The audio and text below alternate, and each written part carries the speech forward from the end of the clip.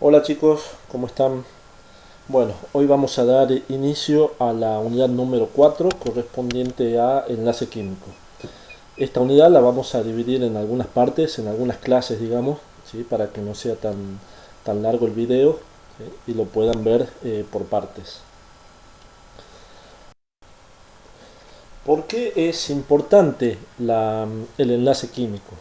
El enlace químico es de fundamental importancia, es más, creo que es la unidad más importante con respecto a la química, en cualquier química, química general, química inorgánica, analítica, orgánica, en todas las químicas es fundamental que se entienda el concepto de enlace químico y los distintos enlaces que existen. ¿Por qué? Porque me permite a mí saber o conocer por qué la materia se encuentra en estado sólido, líquido, gaseoso, por qué la forma que presentan distintas moléculas, por qué son diferentes, ¿sí?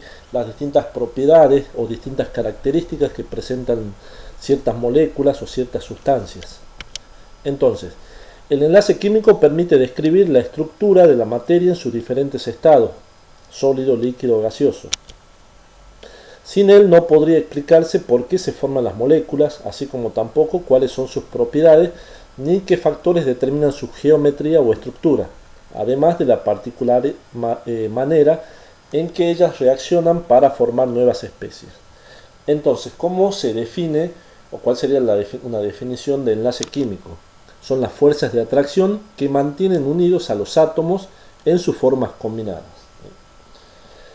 Antes de seguir avanzando, veamos algunos conceptos fundamentales para poder explicar lo que viene más adelante. Hablemos primero de energía de enlace, que es la mínima energía posible que mantiene a los átomos unidos para lograr su estabilidad. La longitud de enlace es la distancia intermolecular entre átomos.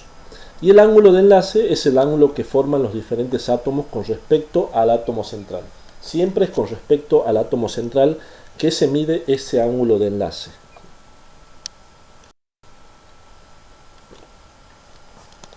Antes de pasar a los enlaces químicos propiamente dichos, veamos algunos conceptos que también nos van a hacer falta para poder entender las estructuras, sobre todo de las moléculas.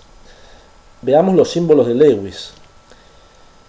Cuando los átomos interactúan para formar un enlace, solo se ponen en contacto las partes exteriores, es decir, los electrones de valencia. Los últimos electrones de cada uno de los átomos son aquellos que se ponen en juego para formar un enlace químico.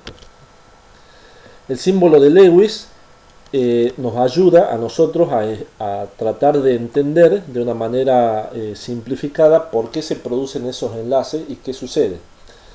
Se llama así en honor al químico norteamericano Lewis, 1875 a 1946.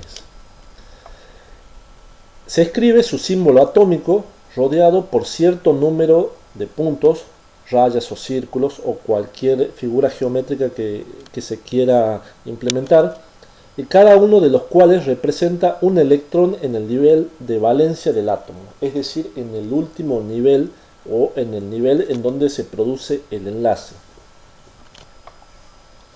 Fíjense, por ejemplo, si vemos los distintos grupos, ustedes saben que el número de grupo me indica a mí cuántos electrones de valencia tenemos en el último nivel.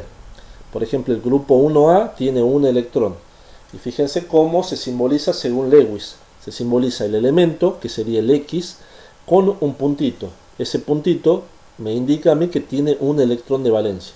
En el grupo 2 con 2 electrones, en el grupo 3 con 3 al final, y así hasta llegar al grupo 7, donde tengo los 7 electrones de valencia.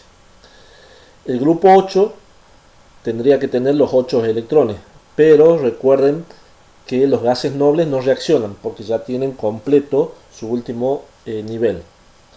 Y hablando de completar su último nivel, vamos a ver también lo que son la regla del octeto, que la vamos a ver un poquito más adelante. ¿Sí? Las fórmulas que se presentan con esos símbolos se llaman estructura de Lewis o fórmulas electrónicas de puntos. Hablando del enlace químico propiamente dicho, El enlace químico se clasifica de la siguiente manera. El enlace químico puede ser interatómicos o intramolecular, es decir, que se produce entre los mismos átomos de una molécula. O puede ser intermoleculares, es decir, entre moléculas, entre distintas moléculas. Dentro del enlace interatómico o intramolecular podemos tener el enlace iónico, el enlace covalente y el enlace metálico.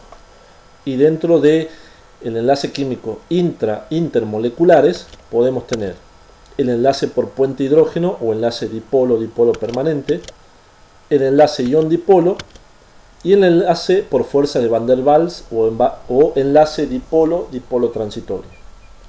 Vamos a comenzar hablando del enlace iónico. ¿Por qué se caracteriza el enlace iónico? El enlace iónico se forma cuando uno o más electrones se transfieren desde el nivel de valencia de un átomo al nivel de valencia del otro átomo. El átomo que pierde electrones se convierte en un ion positivo, catión, en tanto que el átomo que adquiere electrones queda cargado negativamente como un anión. El enlace iónico resulta de la atracción entre los iones de carga contraria. Entonces, si nosotros lo queremos asociar al tema de la tabla periódica, lo que podemos decir es que el enlace iónico se produce entre metales y no metales, es decir, entre los metales que tienen tendencia a perder electrones y los no metales que tienen tendencia a ganar electrones. Eso es hablando en forma general. Es decir, si nosotros queremos sintetizar una definición de enlace iónico, podemos decir que en el enlace iónico ocurre una transferencia de electrones. Acá en el enlace iónico vamos a detenernos un segundo nada más para hablar del tema de la regla del octeto. La regla del octeto, ¿qué establece? Establece que los átomos tienden a ganar o a perder hasta que hay 8 electrones en su nivel de valencia, es decir, en su último orbital, en su último nivel. Todos los átomos, sean metales o no metales, tienden a tener en su último nivel 8 electrones. Los metales, ustedes saben que tienen en general 1, 2 o 3 electrones en su último nivel. Entonces esos metales tienden con mayor facilidad a perder esos electrones y transferirlos ¿a quién? A los no metales, que son aquellos que tienen en general más de 4 o 5 electrones. De manera de recibir esos electrones y completar su octeto con 8 electrones. ¿Sí? Veamos un ejemplo de lo que sucede con el enlace, en el enlace iónico.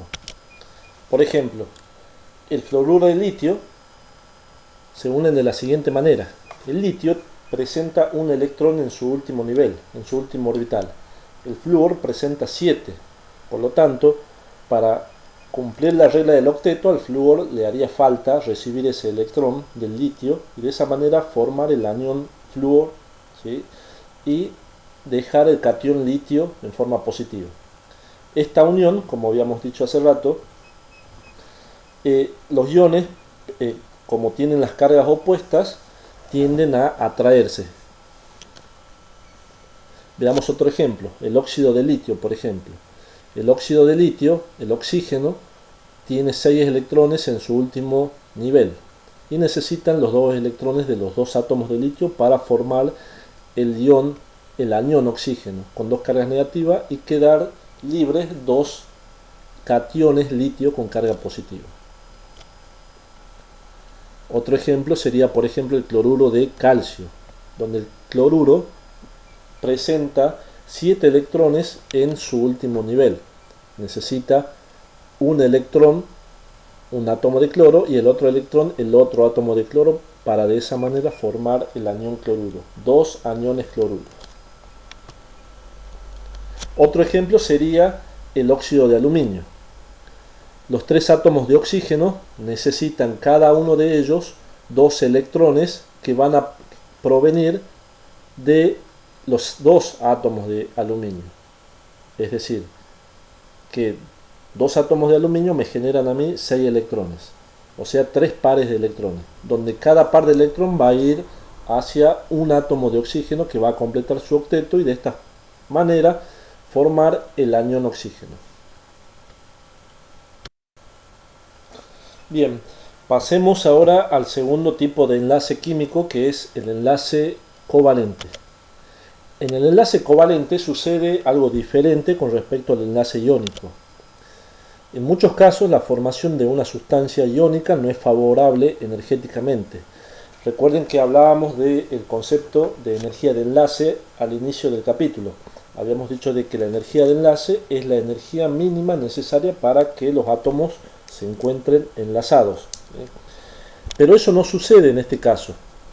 Entonces, en este sentido, el electrón actúa como una especie de adhesivo que pega o que une los átomos. ¿Sí? Hablando un poco para que se entienda un poco mejor lo que es el enlace covalente, vamos a hablar utilizando estos términos, ¿sí? Que no son los correctos, ¿sí? Pero para que se logre entender el enlace covalente vamos a hablar de que el electrón actúa como una especie de adhesivo o que pega o une a los átomos. ¿Sí?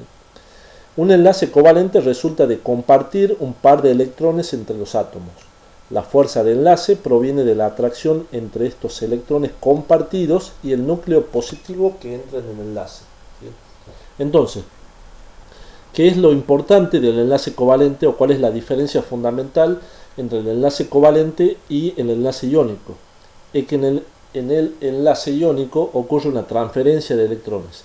En cambio, en el enlace covalente ocurre que comparten electrones los átomos. Esa es la diferencia fundamental entre estos dos tipos de enlaces. Por ejemplo, veamos. Un átomo de hidrógeno se une con otro átomo de hidrógeno y entre ambos comparten ese par de electrones. Es decir, es como que quedarían pegados formando un enlace covalente. Veamos otro ejemplo. Por ejemplo, el carbono se une en forma covalente a 4 átomos de hidrógeno. Fíjense que no hay una transferencia de electrones del hidrógeno hacia el carbono, sino que comparten esos átomos de manera de que el carbono, que es el átomo central, completa su octeto con 8 electrones y el hidrógeno también completa. Si bien es cierto, el hidrógeno es la excepción con respecto al octeto, es decir, que en su último nivel solamente va a tener 2 electrones.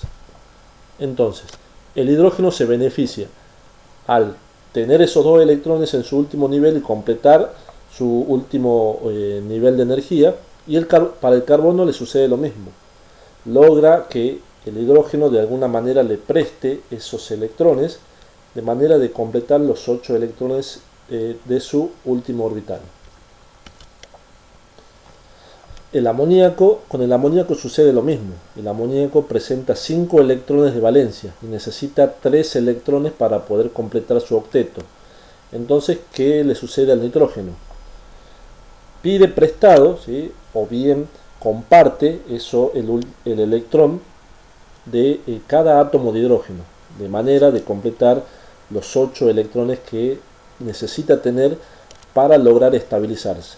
Y el hidrógeno, como sabemos, solamente necesita 2 electrones o un par de electrones. Veamos, por ejemplo, el cloruro de berilio. ¿Sí? Fíjense que habíamos dicho que el enlace iónico se daba en forma general entre metales y no metales. En este caso, ¿qué sucede? Tenemos el átomo de berilio. Y el átomo de berilio en la tabla periódica es un metal, pero es una excepción con respecto al enlace iónico y al enlace covalente, ya que el berilio presenta un comportamiento diferente a los otros metales y por lo tanto su enlace va a ser covalente. El tema de la excepción de algunos átomos para formar enlace covalente o enlace iónico lo vamos a ver cuando pasemos a la materia química inorgánica, donde se ven cosas más específicas de la tabla periódica. Entonces, el átomo de berilio tiene 2 electrones en su último nivel y el átomo de cloro presenta 7 electrones. Por lo tanto, cada átomo de cloro va a necesitar compartir ese último electrón que tiene el átomo de berilio en su último nivel. De esa manera, el cloro va a presentar sus 8 átomos, va a conseguir compartir va a conseguir compartir un par de electrones y de esa manera completar los 8 átomos de su octeto. Y el berilio va a quedar con 4 electrones, ¿sí? Recuerden que el átomo de berilio es una excepción. Acá tenemos la molécula de dióxido de carbono. Fíjense en que los átomos de oxígeno tienen 6 electrones en su último nivel y van a compartir un par de electrones para formar o para obtener los 8 electrones en su último nivel. El átomo de carbono le va a suceder lo mismo, va a compartir los 2 pares de electrones de manera de quedar con 4 pares de electrones en su último nivel. En el caso de la molécula de nitrógeno, en vez de compartir 2 pares, va a compartir 3 pares de electrones y de esa manera completar los 8 electrones que le hace falta para presentar una estabilidad. Siguiendo con el enlace covalente, aparece un tipo de enlace en la cual uno solo de los átomos es el que presta los electrones para que los otros átomos dentro de la molécula logren completar su octeto, los 8 electrones en su último nivel. Y ese es el caso de los enlaces covalentes coordinados. Un enlace covalente coordinado o enlace de coordinación es un tipo de enlace en el cual uno de los átomos unidos suministra todos los electrones compartidos. Veamos algunos ejemplos a modo de explicación. La molécula de dióxido de azufre, por ejemplo. En general lo que se tendría que hacer para que ambos, siguiendo la regla del octeto, ¿sí?, es realizar la siguiente unión. Fíjense en que los 2 átomos de oxígeno, ¿sí?, comparten su par de electrones con el átomo de azufre o el átomo central, de manera que el átomo de oxígeno de la izquierda y de la derecha queden con 8 electrones. Pero ¿qué sucede si comparten esos 2 pares de electrones? El átomo de azufre me va a quedar con 10 electrones, ¿sí? Se va a pasar de la cantidad de electrones de valencia o la teoría del octeto. Entonces esto no es posible, no se realiza de esa manera. Lo que sucede en realidad es lo siguiente. El átomo de oxígeno de la derecha comparte su par de electrones con el átomo de azufre. De esa manera el átomo de oxígeno queda con 8 electrones y el átomo de azufre también con 8 electrones. Pero al átomo de oxígeno de la parte izquierda le faltan esos 2 electrones. Entonces, ¿qué va a suceder? El átomo central le comparte su par de electrones para que el átomo de oxígeno logre completar su octeto. Pero no lo comparte, sino que le presta ese par de electrones. De manera que todos los 2 átomos de oxígeno y el átomo de azufre, el átomo central, queden con 8 electrones y de esta manera completar su octeto. Otro ejemplo es el ácido nítrico. ¿Qué le sucede al ácido nítrico? Fíjense en que el ácido nítrico el nitrógeno, que es el átomo central, presenta 5 electrones. O sea que le hace falta 3 electrones para poder completar su octeto. ¿Cómo los completa? Comparte un par de electrones con el átomo de oxígeno que se encuentra abajo. De manera que va a tener 7 electrones. Luego, ¿qué pasa? Comparte un electrón con el átomo de oxígeno que se encuentra en la parte derecha. De esa manera logra completar su octeto con los 8 electrones.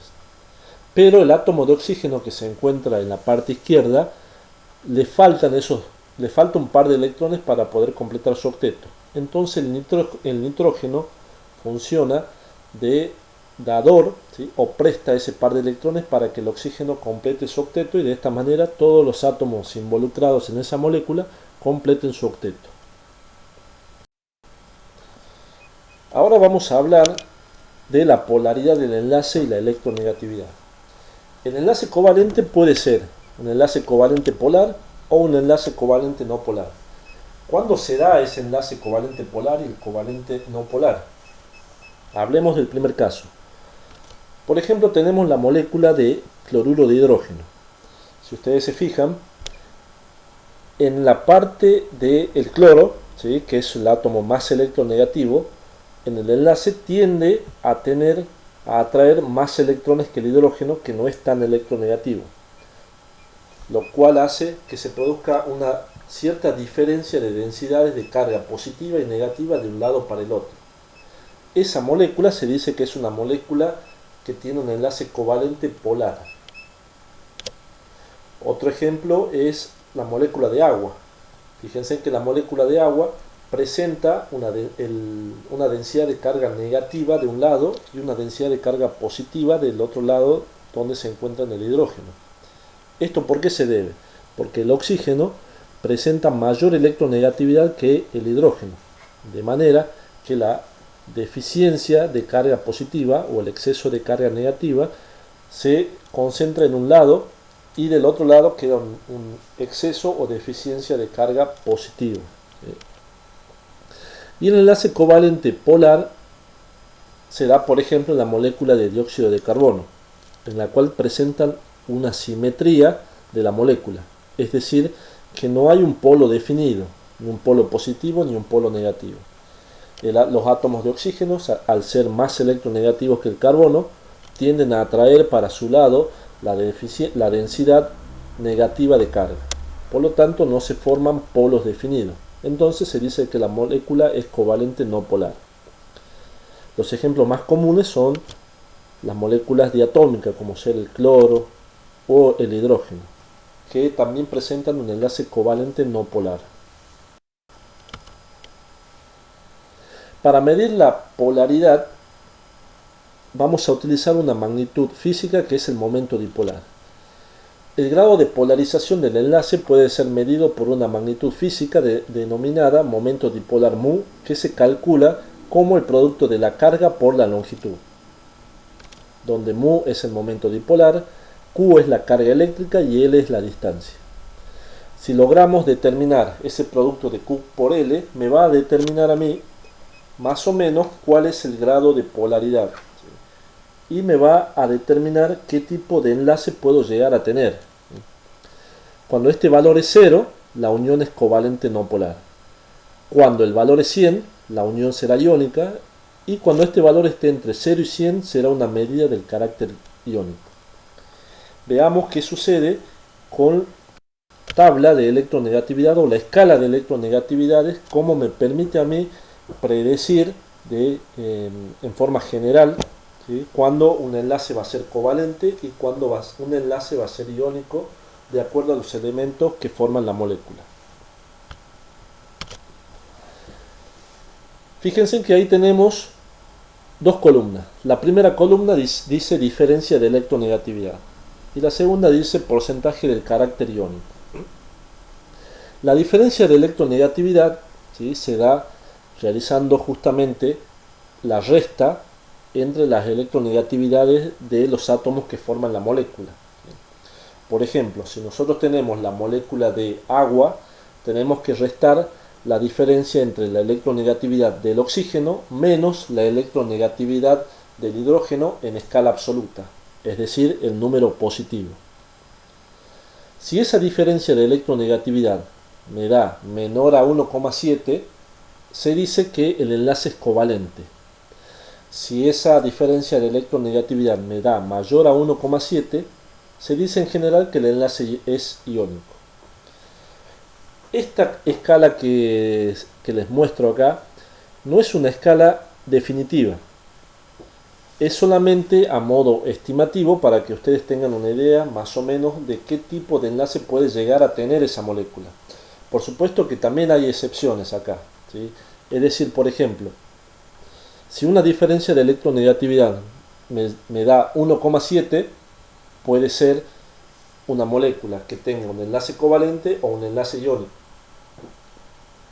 Que una diferencia de electronegatividad sea, por ejemplo, de 1,5, puede llegar a ser covalente.